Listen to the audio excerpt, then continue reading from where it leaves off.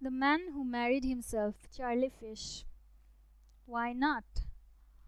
With those two words, my good friend Reverend Zatarga changed the course of my life. When he said them to me, he had just spent 2 hours on the telephone with Bishop Fleming discussing various sections of the Bible in excruciatingly fine detail.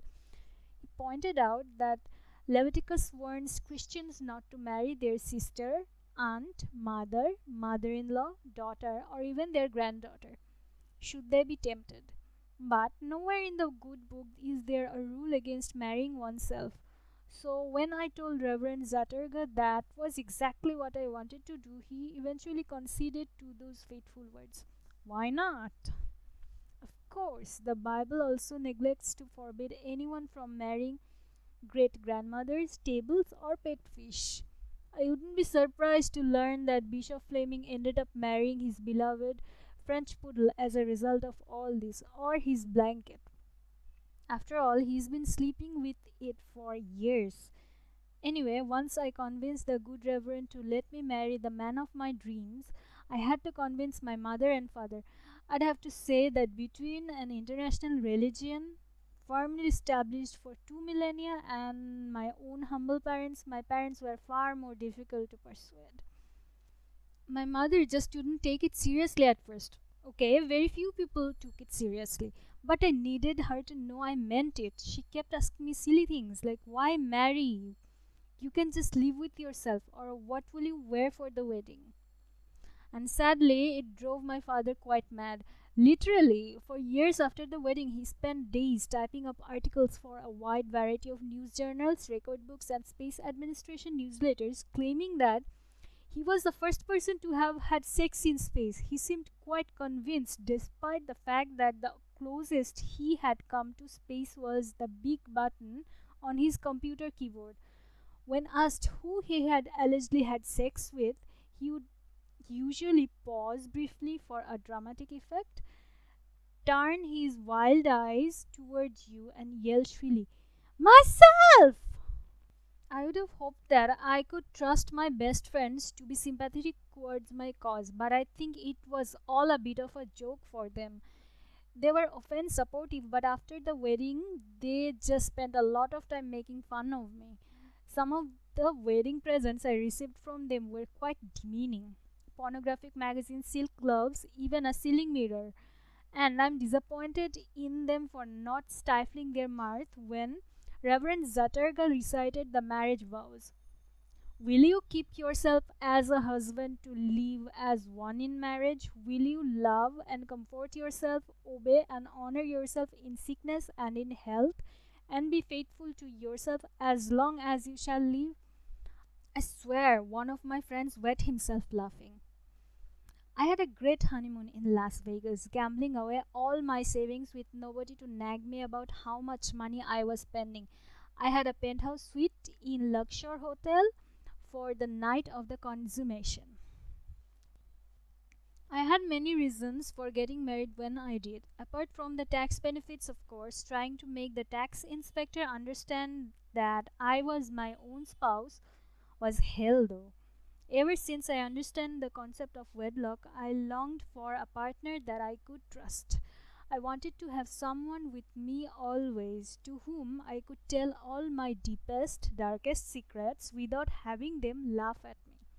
Unfortunately, although getting girlfriends was usually not too big a problem for me, I intended to have excruciatingly bad taste. Then I realized that my perfect partner was closer to home than anyone could have realized.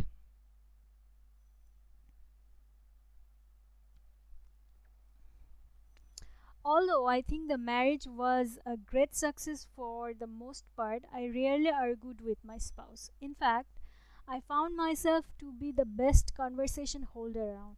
The few times that I did argue, I always won, and the sex was, well, it was whatever I made of it. There was some media intrusion, of course, lots of cheap journalists trying to cash in on this unusual union. I found some of their articles amusing and others quite offensive, especially the ones dubbing me the most conceited or narcissistic man in the world. I don't think I am an egotist. I just happen to enjoy my company.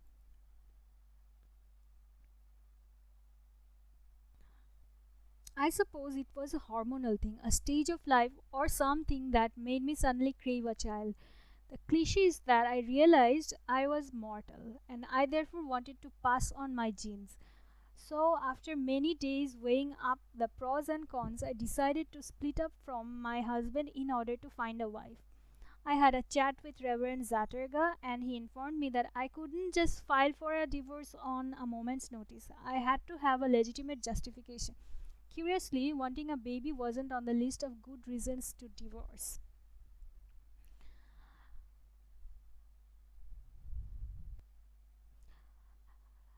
As the good Reverend explained, I could only divorce if I had been living apart from my spouse for at least a year, which would be difficult without major surgery, or if my spouse had treated me cruelly or been imprisoned for at least a year.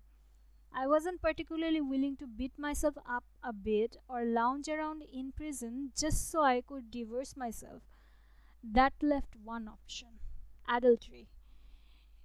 I just had to have a sex with someone other than myself, normal, straight, human sex, and I could be free from the bonds of marriage. And so it was that I reluctantly removed my wedding ring and started searching for a mate. My friends were cruel about it, saying that I was separating to stop myself from going blind. I think my mother was relieved when I told her that my relationship with myself was coming to an end. My father just paused for dramatic effect, turned his wild eyes towards me, and yelled shrilly, "Myself!" Maybe he's really on another world.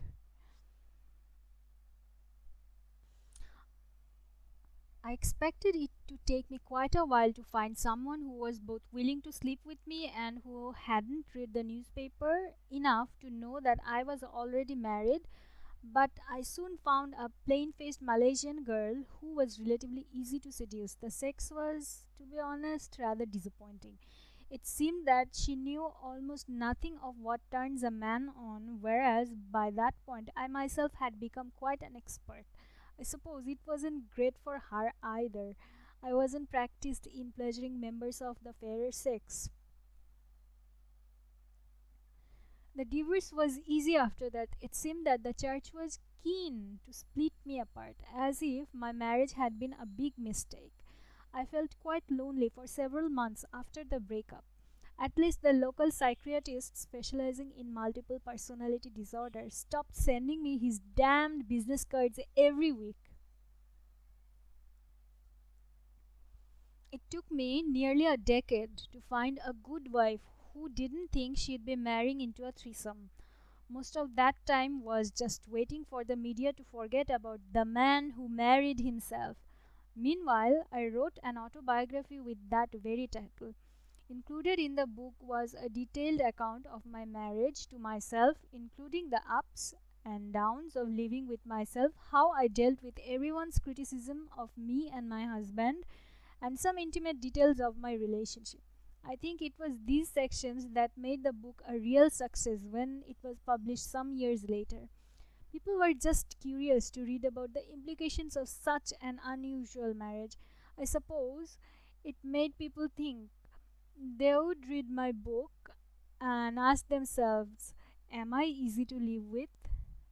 If I had to live with me, could I do it? They all stopped searching for their Mr. or Little Miss Right for just a moment to ask themselves if they would ever make a good spouse for anyone.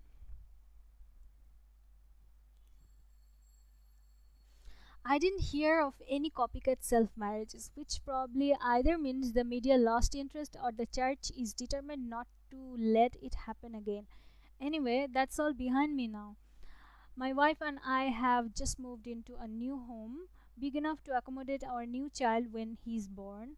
I'm happy now. In fact, right now, I can't wipe the smile off my face. You see, our next door neighbors are Bishop Flemings and his lovely wife, the French poodle.